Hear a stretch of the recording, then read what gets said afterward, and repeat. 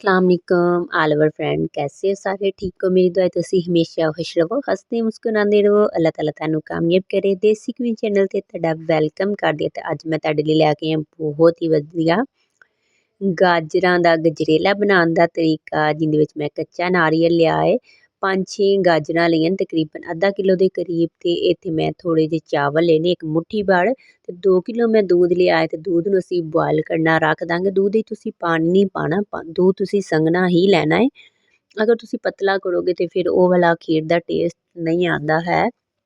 अक्सर लोग विच बहुत ज़्यादा पानी पा लैंदे न ते पानी पा के बनाना शुरू कर दिंदे न ते ओह गजरेले दा टेस्ट नहीं बनदा। इत्थे मैं चावलां नूं ब्लैंडर विच पा के ब्लैंड कर लिया है तां कि एह् आसानी नाल विच गल भी जाणगे ते साबत भी नहीं रैहणगे, चावल साबत सन। ते तुसीं इहनूं ब्लैंडर च नहीं पा के ब्लैंड करना ते फिर तुसीं 2-3 घंटे ਲਈ ਇਹਨੂੰ ਚੰਗੀ ਤਰ੍ਹਾਂ ਪਾਣੀ 'ਚ ਭਿਓਂ ਦਿਓ। ਤੇ ਉਸ ਤੋਂ ਬਾਅਦ ਤੁਸੀਂ ਹੱਥ ਨਾਲ ਚੰਗੀ ਤਰ੍ਹਾਂ ਮਲ ਲੈਣਾ ਤੇ ਉਹਦੇ ਨਾਲ ਬਹੁਤ ਹੀ ਛੋਟੇ-ਛੋਟੇ ਜਿਹੇ ਪੀਸ ਹੋ ਜਾਣਗੇ ਤੇ ਉਹ ਤੁਸੀਂ ਵਿੱਚ ਪਾ ਸਕਦੇ ਹੋ। ਤੇ ਅਗਰ ਨਹੀਂ ਹੈ ਤਾਂ ਤੁਸੀਂ ਬਲੈਂਡਰ ਨਾਲ ਬਲੈਂਡ ਕਰ ਸਕਦੇ ਹੋ, ਦੋਹਰੀ ਡੰਡੇ ਨਾਲ ਕਰ ਸਕਦੇ ਹੋ ਮਿਕਸ। ਤੇ ਮੈਂ ਇੱਥੇ ਬਰੀਕ ਮੂਲੀ ਖੰਡਾ ਦੇ ਨਾਲ ਗਾਜਰਾਂ ਨੂੰ ਬਲੈਂਡ ਕੀਤਾ ਹੈ। ਤੁਸੀਂ ਚਾਹੋ ਤੇ ਮੋਟਾ ਅਗਰ ਹੈ ਮੋਟਾ ਹੀ ਪਾ ਲਵੋ, ਕਿਉਂਕਿ ਬਾਅਦ 'ਚ ਇਹਨੇ ਗਲਣਾ ਵੇ ਤੇ ਫਿਰ ਛੋਟੇ-ਛੋਟੇ ਪੀਸ ਹੋ ਜਾਂਦੇ ਨੇ ਗਲ ਕੇ ਤੇ ਸੁੰਗੜ ਜਾਂਦੇ ਨੇ। ਅਗਰ ਤੁਸੀਂ ਬਰੀਕ ਵਾਲੇ ਨਾਲ ਕਰਨਾ ਚਾਹ ਰਹੇ ਤਾਂ ਉਹਦੇ ਨਾਲ ਕਰ ਲਓ। ਦੁੱਧ ਨੂੰ ਤੁਸੀਂ ਅੱਛੀ ਤਰ੍ਹਾਂ ਬੋਆਇਲ ਕਰਨਾ। ਜਦੋਂ ਬੋਆਇਲ ਆਉਣ ਲੱਗ ਜਾਏ ਤੇ ਫਿਰ ਤੁਸੀਂ ਇਹਦੇ ਵਿੱਚ ਚਾਵਲ ਪਾ ਦੇਣੇ ਨੇ। ਚਾਵਲ ਪਾ ਕੇ ਤੇ ਚਮਚ ਤੁਸੀਂ ਮੁਸਲਸਲ ਚਲਾਉਣਾ ਤਾਂ ਕਿ ਚਾਵਲ ਨੀਚੇ ਲੱਗਣ ਨਾ। ਜਦੋਂ ਮੈਂ ਖੀਰ ਬਣਾਈ ਦੀ ਹੈ ਤੇ ਇਹਨੂੰ ਤੁਸੀਂ ਚਮਚ ਜਿਹੜਾ ਮੁਸਲਸਲ ਚਲਾਉਣਾ ਪੈਂਦਾ ਤੇ ਕੋਲ ਖਲੋ ਕੇ ਬਣਾਈ ਦੀ ਹੈ। ਅਗਰ ਬੋਆਇਲ ਆ ਜਾਏ ਤੇ ਉੱਪਰੋਂ ਜਦੋਂ ਉਤਰ ਜਾਂਦੀ ਹੈ ਖੀਰ, ਜ਼ਾਇਆ ਹੋ ਜਾਂਦੀ ਹੈ, ਉਬਲ ਜਾਂਦੀ ਹੈ ਤੇ ਫਿਰ ਪਿੱਛੇ ਜਿਹੜੀ ਖੀਰ ਬਚਦੀ ਉਹਦਾ ਜ਼ਾਇਕਾ ਨਹੀਂ ਰਹਿੰਦਾ। ਇਸ ਚੀਜ਼ ਦਾ ਤੁਸੀਂ ਖਾਸ ਖਿਆਲ ਰੱਖਣਾ ਹੈ। ਤਕਰੀਬਨ ਇਹ ਬਣਾਉਣ ਦਾ ਘੰਟਾ ਡੇਢ ਲੱਗ ਜਾਂਦਾ। ਸਕੂਨ ਨਾਲ ਜਿਹੜੀ ਮਜ਼ੇਦਾਰ ਖੀਰ ਬਣਦੀ ਨਾ ਉਹ ਘੰਟਾ ਡੇਢ ਵਿੱਚ ਬਣਦੀ ਹੈ। ਇੰਨੀ ਜਲਦੀ ਨਹੀਂ ਬਣਦੀ ਤੇ ਬਹੁਤ ਜ਼ਿਆਦਾ ਟਾਈਮ ਲੱਗਦਾ ਇਹਨੂੰ ਬਣਾਉਣ ਦੇ। ਤੇ ਬਹੁਤ ਹੀ ਮਜ਼ੇਦਾਰ ਬਣਦੀ ਹੈ। ਚਮਚ ਤੁਸੀਂ ਮੁਸਲਸਲ ਚਲਾਉਂਦਿਆਂ ਜਾਣਾ ਹੈ।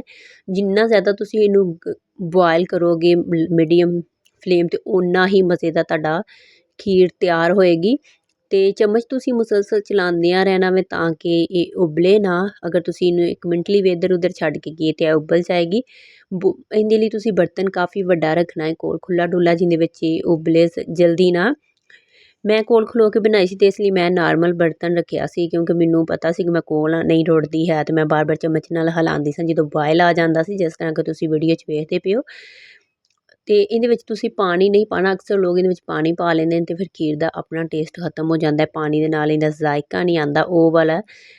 ਖੀਰ ਖਾਈ ਦੀ ਹੈ ਜ਼ਾਇਕੇ ਲਈ ਤੇ ਤਾਕਤ ਲਈ। ਤੇ ਜਦੋਂ ਤੁਸੀਂ ਇਹਦੇ ਵਿੱਚ ਬਹੁਤ ਜ਼ਿਆਦਾ ਪਾਣੀ ਪਾ ਕੇ ਤੇ ਬਹੁਤ ਜ਼ਿਆਦਾ ਬਣਾ ਲੈਣੀ ਹੈ ਦੇਚਕਾ ਭਰ ਕੇ, ਤੇ ਉਹ ਫਿਰ ਤੁਹਾਨੂੰ ਪਤਾ ਹੁੰਦਾ ਟੇਸਟ ਵੀ ਹੋ ਜਾਂਦਾ ਹੋਣਾ ਫਾਇਦਾ ਬਣਾਉਣ ਦਾ।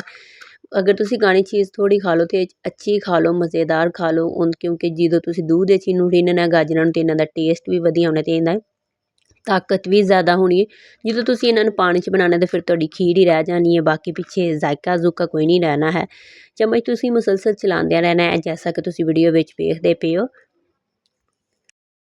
ਖੀਰ ਨੂੰ ਤੁਸੀਂ ਉਬਲਣ ਨਹੀਂ ਦੇਣਾ ਹੈ। ਅਗਰ ਤੁਹਾਨੂੰ ਇਲਾਚੀ ਦਾ ਫਲੇਵਰ ਪਸੰਦ ਹੈ ਤਾਂ ਤੁਸੀਂ ਛੋਟੀ ਸਬਜ਼ ਇਲਾਚੀ ਜਿਹੜੀ ਹੈ ਉਹ ਇਹਦੇ ਵਿੱਚ 7-8 ਇਲਾਚੀਆਂ ਲੈ ਕੇ ਉਹਨਾਂ ਦਾ ਪਾਊਡਰ ਬਣਾ ਕੇ ਇਹਦੇ ਵਿੱਚ ਪਾ ਸਕਦੇ ਹੋ। ਮੈਨੂੰ ਉਹਦਾ ਫਲੇਵਰ ਨਹੀਂ ਸੀ ਪਸੰਦ ਤੇ ਇਸ ਲਈ ਮੈਂ ਨਹੀਂ ਸੀ ਪਾਇਆ। ਇਹਦੇ ਵਿੱਚ ਤੁਸੀਂ ਡਰਾਈ ਫਰੂਟ ਪਾ ਸਕਦੇ ਹੋ, ਖਜੂਰ ਪਾ ਸਕਦੇ ਹੋ, ਜਿਹੜੀ ਚੀਜ਼ ਤੁਹਾਨੂੰ ਪਸੰਦ ਹੈ ਡਰਾਈ ਫਰੂਟ 'ਚ ਤੁਸੀਂ ਇਹਦੇ ਵਿੱਚ ਪਾ ਸਕਦੇ ਹੋ। ਮੈਂ ਸਿਰਫ ਇਹਦੇ ਵਿੱਚ ਕੱਚਾ ਨਾਰੀਅਲ ਹੀ ਪਾਇਆ ਸੀ। ਮੈਨੂੰ ਸਿਰਫ ਉਹਦਾ ਟੇਸਟ ਪਸੰਦ ਸੀ ਤੇ ਉਹਨੂੰ ਮੈਂ ਚੁੱਪ ਕਰਕੇ ਵਿੱਚ ਪਾਇਆ ਸੀ। ਤੁਸੀਂ ਇਹਦੇ ਵਿੱਚ ਜਿਹੜੇ ਵੀ ਡਰਾਈ ਫਰੂਟ ਪਾਉਣੇ ਨੇ ਇਸ ਜਗ੍ਹਾ 'ਤੇ ਤੁਸੀਂ ਆ ਕੇ ਇਹਦੇ ਵਿੱਚ ਪਾ ਲੈਣੇ ਨੇ, ਕਿਉਂਕਿ ਗਾਜਰਾਂ ਸਾਡੀਆਂ ਕਾਫੀ ਹੱਦ ਤੱਕ ਗਲ ਚੁੱਕੀਆਂ ਨੇ। ਤੇ ਹੁਣ ਅਸੀਂ ਇਹਨੂੰ ਬਸ ਖੀਰ ਨੂੰ ਥੋੜ੍ਹਾ ਗਾੜਾ ਕਰ ਰਹੇ ਹਾਂ ਤਾਂ ਕਿ ਇਹਦਾ ਟੇਸਟ ਵਧੀਆ ਹੋ ਜਾਏ। ਤੇ ਤੁਸੀਂ ਇਹਨੂੰ ਚਮਚ ਨੂੰ ਵੇਖੋ ਮੁਸਲਸਲ ਹਿਲਾਉਣਾ ਹੋਵੇ ਤਾਂ ਕਿ ਇਹ ਉਬਲੇ ਨਾ। ਬਹੁਤ ਜਲਦੀ ਇਹਨੂੰ ਬੋਆਇਲ ਆ ਜਾਂਦਾ ਹੈ। ਤੇ ਬਰਤਨ ਤੁਸੀਂ ਵੱਡਾ ਰੱਖਣਾ ਹੋਵੇ ਤਾਂ ਕਿ ਸਾਈਡਾਂ ਤੋਂ ਰੁੜੇ ਨਾ। ਅਗਰ ਤੁਸੀਂ ਥੋੜ੍ਹਾ ਜਿਹਾ ਅੱਗੇ ਪਿੱਛੇ ਹੋ ਵੀ ਜਾਓ ਤੇ ਖੀਰ ਬਾਹਰ ਨਾ ਆਵੇ। ਇਸ ਚੀਜ਼ ਦਾ ਤੁਸੀਂ ਖਾਸ ਖਿਆਲ ਰੱਖਣਾ ਹੈ। ਜਦੋਂ ਤੁਹਾਨੂੰ ਲੱਗੇ ਕਿ ਤੁਹਾਡੀ ਹਾਫ ਚਾਵਲ ਅਤੇ ਗਾਜਰਾਂ ਗਲ ਚੁੱਕੀਆਂ ਨੇ, ਫਿਰ ਤੁਸੀਂ ਇਹਦੇ ਵਿੱਚ ਜਿਹੜਾ ਡਰਾਈ ਫਰੂਟ ਵਗੈਰਾ ਪਾਉਣਾ ਉਹ ਪਾ ਲਿਆ ਜੇ। ਅਤੇ ਮੈਂ ਇੱਥੇ ਕੱਚੀ ਗਰੀ ਸੀ ਉਹਨੂੰ ਪਾਇਆ ਸੀ ਬਰੀਕ ਪਾਊਡਰ ਬਣਾ ਕੇ।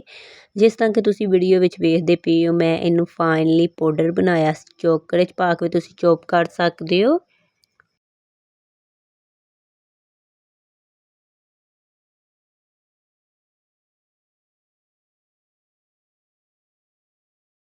ਗਜਰੇਲਾ ਵੇਖੋ ਸਾਡਾ ਬਹੁਤ ਹੀ ਵਧੀਆ ਕਰਕੇ ਗਲ ਚੁੱਕਿਆ ਤੇ ਬਹੁਤ ਹੀ ਖੂਬਸੂਰਤ ਜਿਹਾ ਇਹਦਾ ਕਲਰ ਆ ਚੁੱਕਿਆ ਹੈ ਗਾਜਰਾਂ ਦਾ ਤੇ ਬਹੁਤ ਵਧੀਆ ਲੱਗਦਾ ਸੀ ਪਿਆ। ਖੁਸ਼ਬੂ ਵੀ ਬਹੁਤ ਪਿਆਰੀ ਆ ਰਹੀ ਸੀ ਤੇ ਇਹਨੂੰ ਪਾ ਕੇ ਅਸੀਂ 5 ਤੋਂ 10 ਮਿੰਟ ਲਈ ਇਹਨੂੰ ਇਹਦੇ ਵਿੱਚ ਪਕਾਉਣਾ ਹੈ ਤੇ ਉਸ ਤੋਂ ਬਾਅਦ ਅਸੀਂ ਇਹਦੇ ਵਿੱਚ ਚੀਨੀ ਪਾਵਾਂਗੇ। ਚੀਨੀ ਤੁਸੀਂ ਲਾਸਟ 'ਤੇ ਪਾਣੀ। ਚੀਨੀ ਤੁਸੀਂ ਆਪਣੇ ਫਲੇਵਰ ਦੇ ਮੁਤਾਬਕ ਪਾ ਸਕਦੇ ਜਿਸ ਨਾਲ ਤੁਹਾਨੂੰ ਟੇਸਟ ਪਸੰਦ ਹੈ ਉਸ ਮੁਤਾਬਿਕ।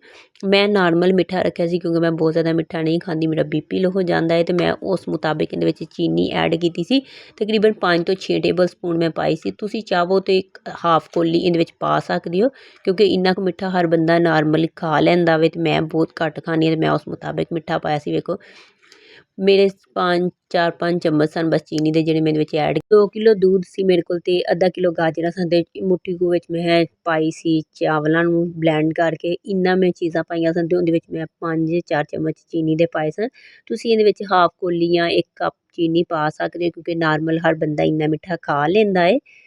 ਤੇ ਵੀਡੀਓ ਚੰਗੀ ਲੱਗੇ ਤੇ ਚੈਨਲ ਨੂੰ ਸਬਸਕ੍ਰਾਈਬ ਕਰ ਦਿਓ, ਆਲ ਨੋਟੀਫਿਕੇਸ਼ਨ ਨੂੰ ਆਨ ਕਰ ਦਿਓ ਤੇ ਕਿਊਟ ਜਿਹਾ ਕਮੈਂਟ ਕਰ ਦਿਓ। ਲਾਈਕ ਜ਼ਰੂਰ ਕਰ ਦਿਆ ਕਰੋ ਯਾਰ, ਇੰਨੀ ਮਿਹਨਤ ਕਰੀ ਦੀ ਵੀਡੀਓ ਬਣਾਈ ਦੀ, ਤੁਹਾਡੇ ਲਾਈਕ ਕਰਨ ਨਾਲ ਕੋਈ ਨਹੀਂ ਕੁਛ ਵੀ ਹੋ ਜਾਂਦਾ ਹੈਗਾ। ਤੁਹਾਡਾ ਇੱਕ ਲਾਈਕ, ਇੱਕ ਫਿੰਗਰ ਨਾਲ ਤੁਸੀਂ ਟੱਚ ਕਰਨਾ ਤੇ ਮੇਰਾ ਲਾਈਕ ਆ ਜਾਣਾ ਹੈ। ਚੈਨਲ ਨੂੰ ਤੁਸੀਂ ਸਬਸਕ੍ਰਾਈਬ ਕਰੋਗੇ ਤੇ ਸਬਸਕ੍ਰਾਈਬ ਆ ਜਾਏਗਾ ਤੇ ਜ਼ਰੂਰ ਸਬਸਕ੍ਰਾਈਬ ਕਰਿਆ ਕਰੋ, ਵੀਡੀਓ ਨੂੰ ਲਾਈਕ ਕਰਿਆ ਕਰੋ ਤਾਂ ਕਿ ਹਰ ਵੀਡੀਓ ਤੁਹਾਡੇ ਤੱਕ ਪਹੁੰਚ ਸਕੇ। ਇਸ ਤੋਂ ਇਲਾਵਾ ਮੇਰੇ YouTube ਚੈਨਲ 'ਤੇ ਬਹੁਤ ਹੀ ਵਧੀਆ ਵਧੀਆ ਖਾਣਿਆਂ ਦੀਆਂ ਰੈਸਪੀਆਂ ਮੌਜੂਦ ਨੇ, ਐਨਰਜੀ ਖਾਣਿਆਂ ਦੇ ਡਰਿੰਕ ਵੀ ਮੌਜੂਦ ਨੇ ਤੇ ਤੁਸੀਂ ਜਲਦੀ ਨਾਲ ਜਾ ਕੇ ਸਰਚ ਕਰਕੇ ਵੇਖ ਸਕਦੇ ਹੋ। ਵੀਡੀਓ ਚੰਗੀ ਲੱਗੇ ਤੇ ਚੈਨਲ ਨੂੰ ਸਬਸਕ੍ਰਾਈਬ ਕਰੋ, ਆਲ ਨੋਟੀਫਿਕੇਸ਼ਨ ਨੂੰ ਆਨ ਕਰੋ, ਕਿਊਟ ਜਿਹਾ ਕਮੈਂਟ ਕਰੋ।